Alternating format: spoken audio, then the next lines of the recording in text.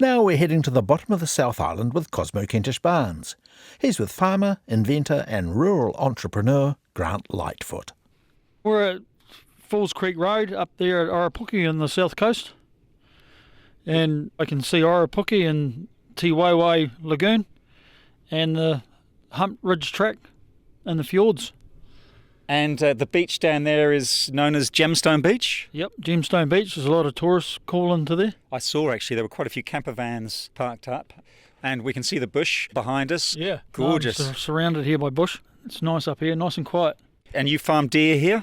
Yeah, velveting stags. I've got a couple hundred velveting stags and hinds. You are also a logger. You truck logs? Yeah, I do logging as well. There's two of us. We cut down those big old man pines and old man market carpers. And I supply 2 sawmills down here in Southland. Oh, so you cut the trees down as well as transporting the logs? Yep, do everything and clean up the whole lot. And before that, you were a commercial diver? Yeah, worked on the oil rigs as a commercial diver for about 27 years. Where did that take you? All around the world, yep. I've been around the world many times. What would you do as a diver? What was your main kind of job? Oil and gas. In the oil and gas fields, joining up pipelines, oil and gas pipelines. And the deepest I've been is 865 feet underwater and lived at that depth for 28 days. In a decompression chamber? In a decompression chamber, yep. 2 days ago I just renewed my diving certificate, just in case, but hopefully that doesn't need to be happen. Yeah. Now tell me what you are leaning on out here. So I'm leaning on a new roll that I've invented, an eatable bale net, no more plastic. Made out of jute yarn, like a flax fibre. Yeah. So up until now, the netting that holds the feed bales together has been made out of plastic, but you've come up with an idea that is biodegradable and it's edible. Eatable, yep. Any animal can eat it. That's right. So at the moment, the big round balers, as soon as it comes out of the baler, it's got to be wrapped. So they're wrapping it with this plastic net. How much waste does that produce in New Zealand? Oh, I hate to think, because that plastic net, you cannot recycle it. You can't do anything with it. Some farmers bury it, some burn it, yeah. It's a serious problem. And we're talking about those big bales that most people have seen in paddocks, particularly over winter. Farmers tend to get them out there before it gets too wet. Yep, Yeah. yep. And how and why did you come up with this original idea?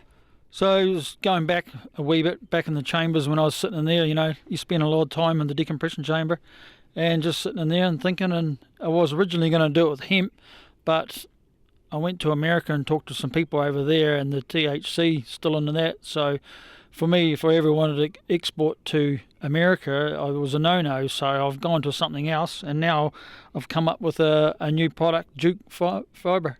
Now, what have you called this netting? Kiwi Eco Net. Yep. That pretty much sums it up. It is. And tell me about the jute. So the jute in Sri Lanka and India, where it's grown, it's like a bamboo plant. They grow it in the fields and then they cut it off and then they soak it and then they beat it and then the bark on the outside is the jute.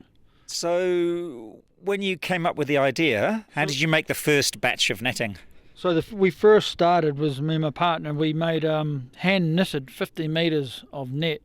It started off all right, doing about a metre or two at night, and then the novelty wore off, as you can tell. And then it went on for about 8 to 10 months, and then we got done about 50 metres, and then we took it out the back and put it in the baler, and we put it through the first bale, and it held it together. It was amazing. It went through a piece of cake, and I thought, wow, we're onto something here. The old goosebumps started. And so after that, I took one of those rolls that I made from that to the Waimumu Field Days, and I won the awards there. And after I won the awards there was a guy from America rung me up. And you're talking about the Farm Innovation Award. Yep. That's a really important award that garners a lot of attention. Yeah. So they rang me up and said, I got a guy interested in what I've just done. And now we're business partners. And Jackie, he's an Indian living in America. And the other guy is Russ, he's an ex-Kiwi living in Oklahoma. And with Jackie being an Indian, it's been helpful for where I get it made. Once you'd made the prototype and you realised it was going to work in a baler. How did you get to the next stage? So once when I got some products, some samples sent over from India back to here, and I thought, well, I've done it through my baler, which is a welger. So then I thought, well, I needed to try and find some other ones. So there's a local contractor in Otago, Eddie Rabbit, and we put it through his balers, and Eddie's got a Fusion over there, and it went through amazing through there. And the farmer who we done it on his property, he was amazed as well. So, and then we went back there a wee while ago, and after winter when he fed it out to his deer, and he says, yeah, he'll have it again as soon as I can get it. So the animals were eating the bales and the netting. Yep. And one of the cows that I did have a cow back here, and it was for the freezer anyway. So I made that cow eat that whole bale of baleage in my deer shed. So I made sure it was going to eat the whole lot. It was winter time anyway, so there was no grass around. Yeah. And then put it back out in the paddock just to finish it off. And then I dissected the guts and that, and there was absolutely no trace of my product. Because some farmers have had issues in the past with plastic netting, haven't they, in terms of animal health? Yeah, it's just when farmers don't pick it up, those cows get bored overnight and they start picking up plastic. And I've got vet photos of plastic that there's some of the balls inside the cow's guts is as big as a basketball, and they can't digest it, so they end up dying. Yes, feeling the netting now, it's rather like twine. Yep, like the old days. But a bit thinner. Yeah. And each square is, what about 40 by 40 mils? Yep, that'd be about it. And 1250 wide by 525 metres. And the other roll was 775 metres. And how does that compare to a roll of plastic netting? The plastic rolls are about 3,600 metres. But it's just with my product and what I've got, I can't get any more because I can't go any more than 300 diameter for some balers. Yes. So that's just what it is, but, Yeah.